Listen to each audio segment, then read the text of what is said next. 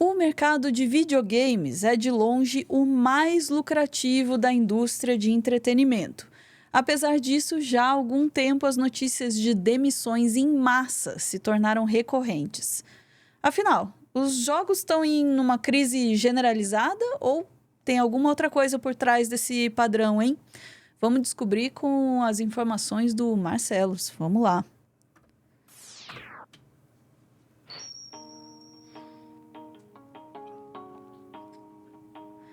Bem-vindo, Marcelos. Boa tarde, boa noite, bom dia. Boa tarde, boa noite, bom dia, pessoas do futuro. E aí, a indústria de games tá passando por uma crise? Não está passando por uma crise?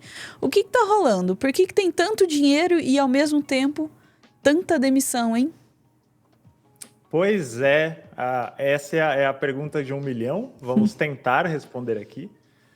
No momento que a gente está gravando esse vídeo, o assunto é muito atual, mas ele também vem se estendendo por bastante tempo. Essa semana a Microsoft anunciou o fechamento de alguns estúdios que ela é dona, que a Microsoft é dona de tudo, é tipo a Disney dos games, assim, né?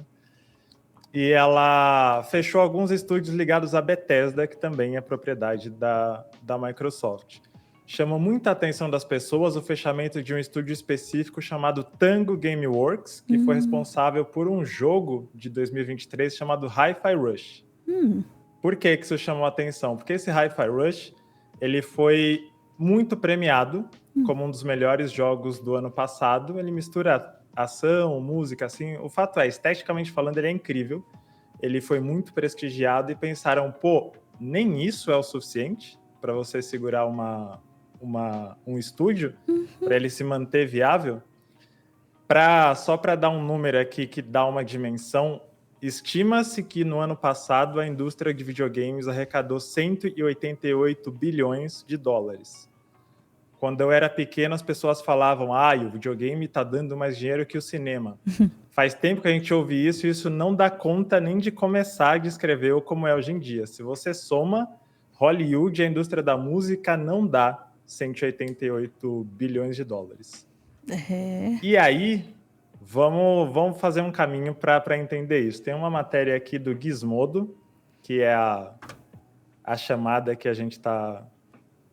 a principal aqui, que é Microsoft fecha 4 estúdios e avisa os funcionários por e-mail. Eita, rapaz, não é só fechar também, precisava...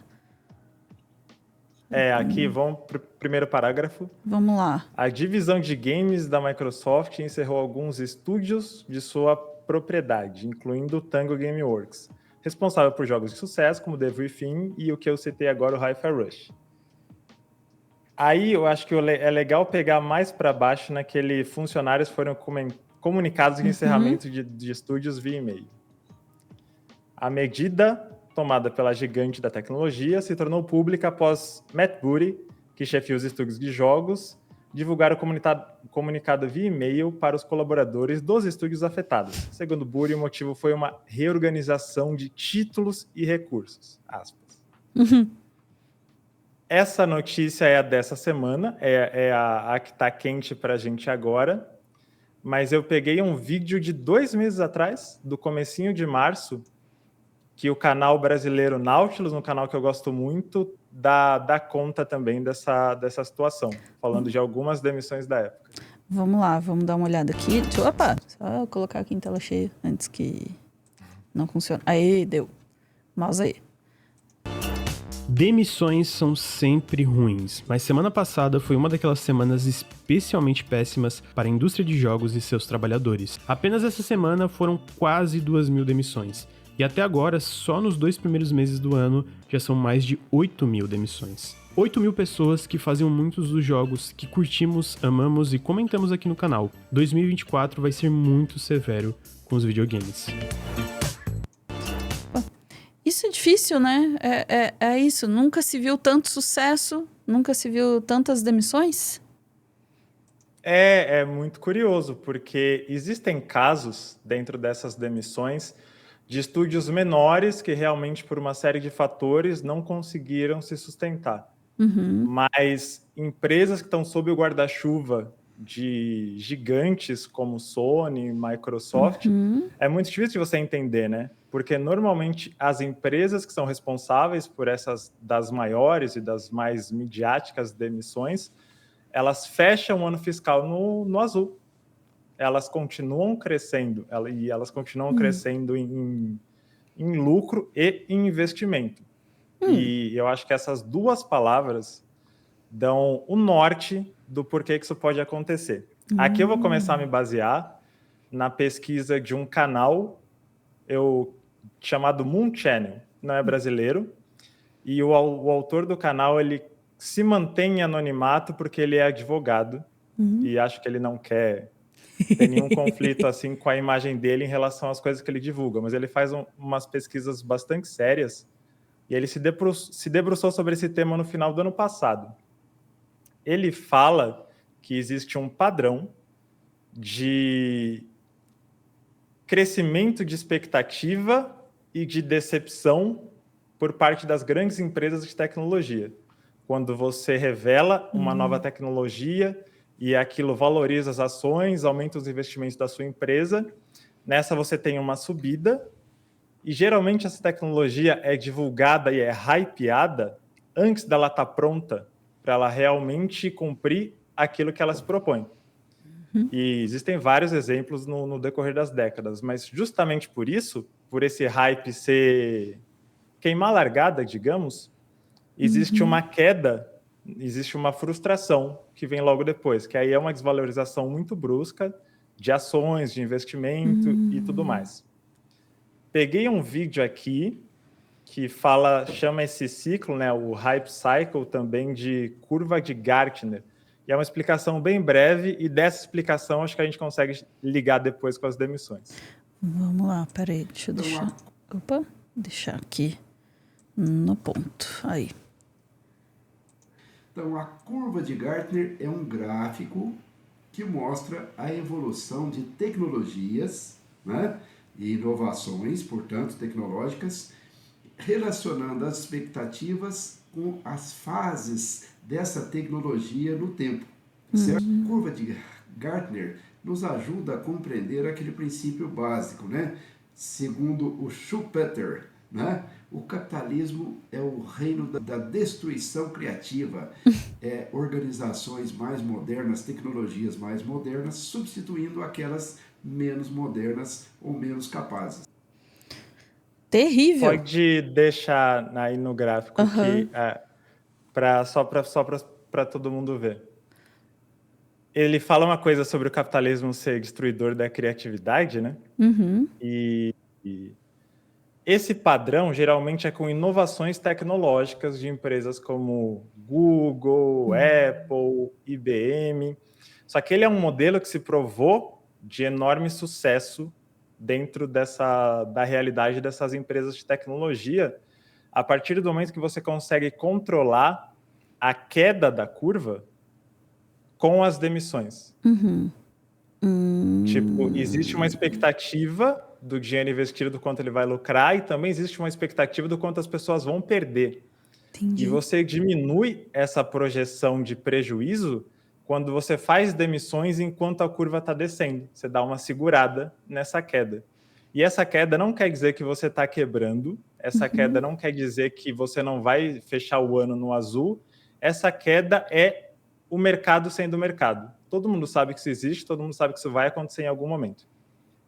O que acontece com as indústrias de videogame? Elas não são exatamente big techs, as desenvolvedoras não são a Apple, mas elas gostariam de ser. Então, elas perceberam que esse ciclo acontece também quando você anuncia um jogo ou anuncia um console e você tem eventos, quedas, subida de expectativa. Quem acompanha videogame já viu muito isso. Antigamente na E3, hoje na Summer Game Fest. E esse jogo pode não ser tão bem avaliado ou não cumprir tudo que ele prometia. Ou os anúncios podem não ser lançados nos prazos que estavam estimados. E você tem essa mesma queda da decepção e da queda de investimento. Nesse momento, de acordo com a pesquisa do canal que eu citei, o Moon Channel, é que acontecem as demissões em massa. Ou seja, a indústria de videogames não está em crise. O que acontece existe um ponto do mercado sendo mercado em que esses figurões, os CEOs, os engravatados pensam como que os nossos investidores podem reclamar menos desse ano fiscal. É basicamente isso. E aí você abre mão do seu compromisso com a arte, com o público, com o entretenimento e pensa no lucro e nos investidores. Aí fica bem mais claro, né, o que está acontecendo. O trabalhador que já é explorado pra caramba, né, para fazer esses, principalmente esses jogos maiores, né, explorado terrivelmente na indústria, massacrado. E aí, quando na hora do vamos ver aí, ele é dispensável, né?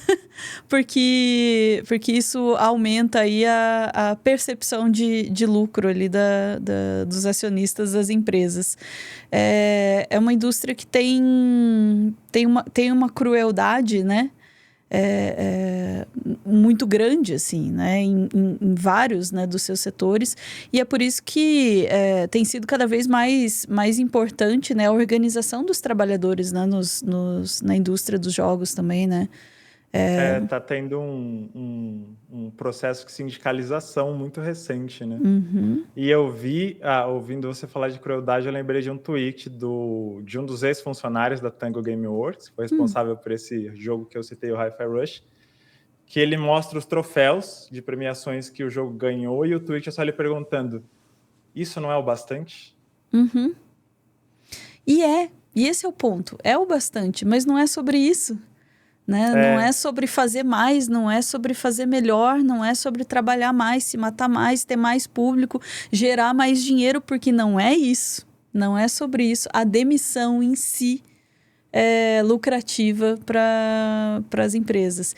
E ou a gente tem, de novo, direitos trabalhistas, regulamentação, esse tipo de coisa que muitas vezes a galera mais conservadora aí, que se interessa pelos jogos, não consegue entender, né? Acha que, não, é tudo sobre o dinheiro aqui não entra esse negócio comunista, esse negócio que não entra aqui na nossa área.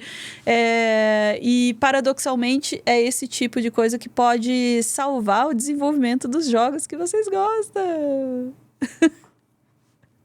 Quem diria que capitalismo predatório seria um problema para a arte, para a criatividade? Quem diria, né? Quem poderia imaginar?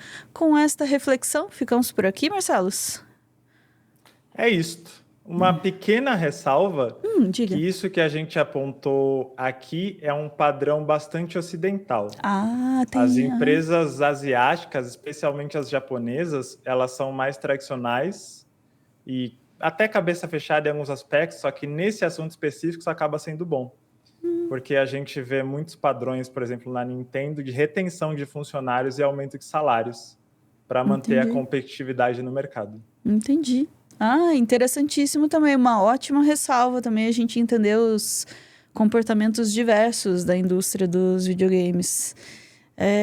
Muito bom, Marcelos. Muito obrigada. Ficamos por aqui. Chat, eu volto em instantes para dar um tchau. Beijos.